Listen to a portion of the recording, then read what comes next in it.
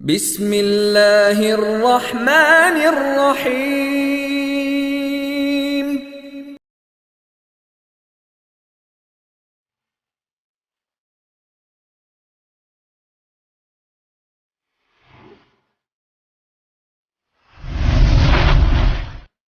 وَلَقَدْ أَرْسَلْنَا رُسُلًا مِّن قَبْلِكَ وَجَعَلْنَا لَهُمْ أَزْوَاجًا وَذُرِّيَّةً وَمَا كَانَ لِرَسُولٍ أَن يَأْتِيَ بِآيَةٍ إِلَّا بِإِذْنِ اللَّهِ لِكُلِّ أَجَلٍ كِتَابٌ۔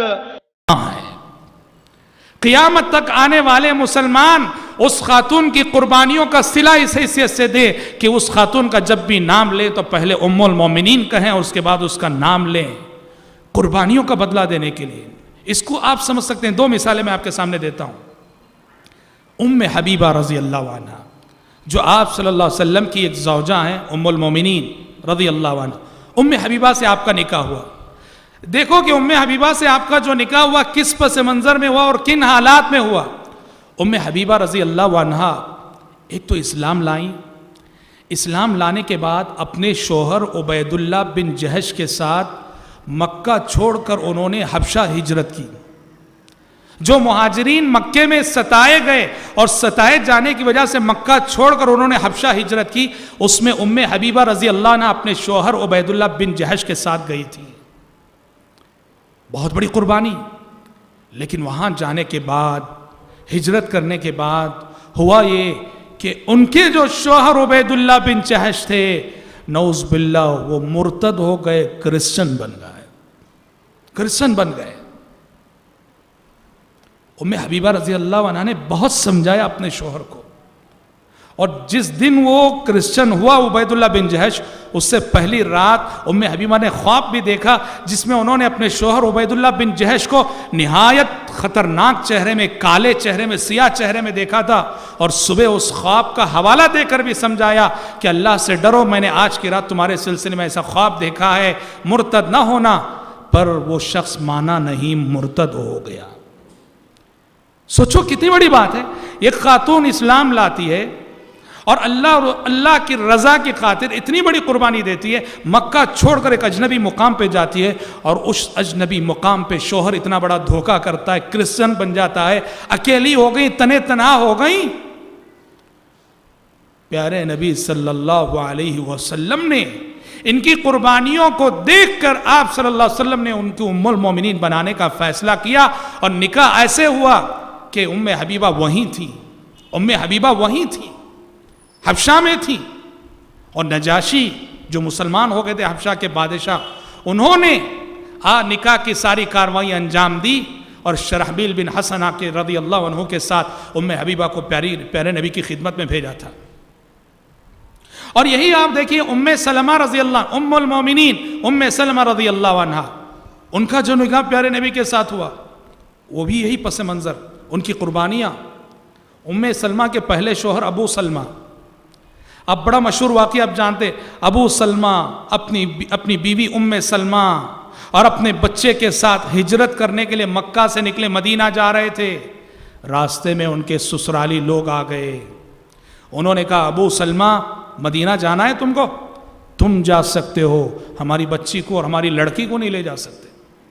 ابو سلمہ کے سسرال والوں نے ام سلمہ کو روک لیا، ام سلمہ کے بچے کو روک لیا، اور ابو سلمہ تنے تنہا اکیلے اللہ کے راستے میں اپنی بیوی کو، اپنے بچے کو چھوڑ کر مدینہ چلے گئے۔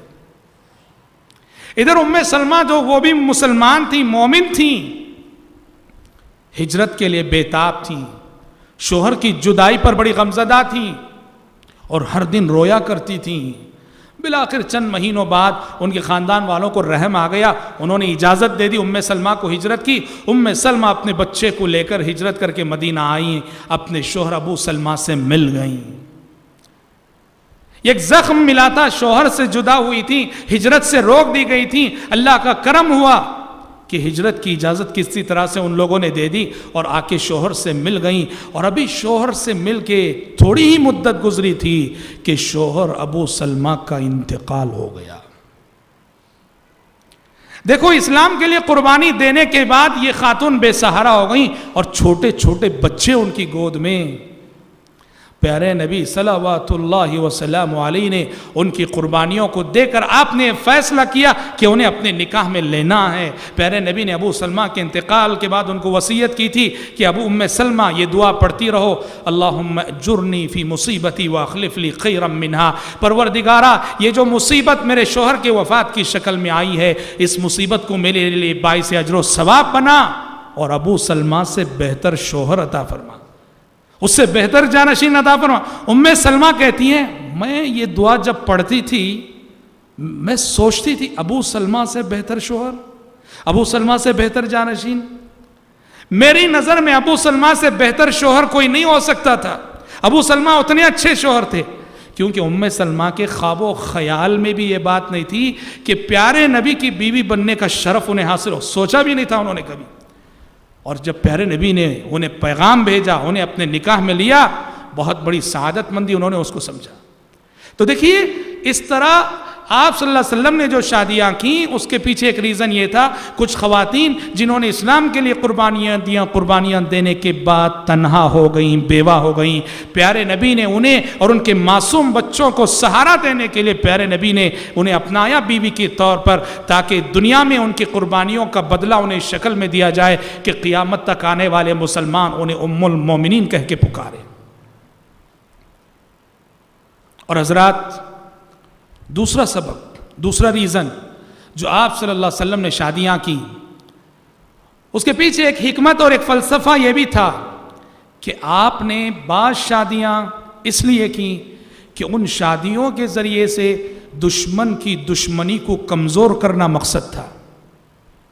دشمن کی دشمنی کو کمزور کرنے کی ایک پالیسی تھی وہ، کیونکہ عربوں کی عادت تھی، عرب کے لوگ اپنے داماد کے خلاف سازش کرنے کو عیب سمجھتے تھے، داماد کے خلاف کھلم کھلا لڑنے کو عیب سمجھتے تھے عرب کے لوگ. پیارے نبی صلی اللہ علیہ وسلم نے اس حکمت کو پیش نظر رکھتے ہوئے بعض خواتین سے نکاح کیا، اس لیے کہ ان کا باپ جو تھا وہ اللہ کے نبی کا جانی دشمن تھا. پیارے نبی نے ان سے نکاح کیا تاکہ اس نکاح کے ذریعے سے ان دشمنوں کی دشمنی کو توڑا جائے، کمزور کیا جائے. چنانچہ آپ دیکھیے امہات المومنین میں سے 3 امہات المومنین ایسی ہیں جو پیارے نبی کے 3 بڑے دشمنوں کی بیٹیاں ہیں. 3 امہات المومنین ایسی ہیں جو پیارے نبی کے 3 بڑے دشمنوں کی بیٹیاں ہیں. کون؟ سب سے پہلی تو خود ام حبیبہ رضی اللہ عنہ. ام حبیبہ رضی اللہ عنہ یہ ابو سفیان کی بیٹی تھی رضی اللہ عنہ. ابو سفیان الحمدللہ فتح مکہ کے موقع پہ مسلمان ہوئے، لیکن فتح مکہ سے پہلے وہ پیارے نبی کے بہت بڑے مخالف تھے، بہت بڑے دشمن تھے. احد کی جنگ مشرکین انہی کی کمانڈنگ میں لڑے تھے. تو ام حبیبہ رضی اللہ عنہ یہ ابو سفیان کی بیٹی تھیں. اچھا، صفیہ رضی اللہ عنہ آپ کی ایک بیوی صفیہ رضی اللہ عنہ، یہ آپ کی ایک اور بڑے جانی دشمن جو یہودی تھا حیی بن اخطب، اس کی بیٹی تھی حیی بن اخطب. اسی طرح آپ کی ایک تیسری بیوی ام المومنین جویریہ رضی اللہ عنہ. جویریہ جو ہے آپ کے ایک اور دشمن جو بنو المصطلق کا سردار تھا، حارث اس کا نام تھا، قبیلے بنو المصطلق کا سردار حارث اس کا نام تھا، جو پیارے نبی کا بہت بڑا دشمن تھا، اس کی بیٹی تھیں. پیارے نبی نے اپنے 3 بڑے دشمنوں کی بیٹیوں کو اپنے نکاح میں لے لیا. اب ان کی بیٹیاں جیسے ہی پیارے نبی کی بیویاں بن گئیں، اب اس کے بعد انہیں شرم آتی تھی پیارے نبی کے خلاف کچھ کرتے ہوئے، کچھ سوچتے ہوئے. جب سے 3 امہات المومنین کا نکاح، ان کی 3 بیٹیوں کا نکاح پیارے نبی کے ساتھ ہو گیا، ان کی دشمنی وہیں کمزور پڑ گئی.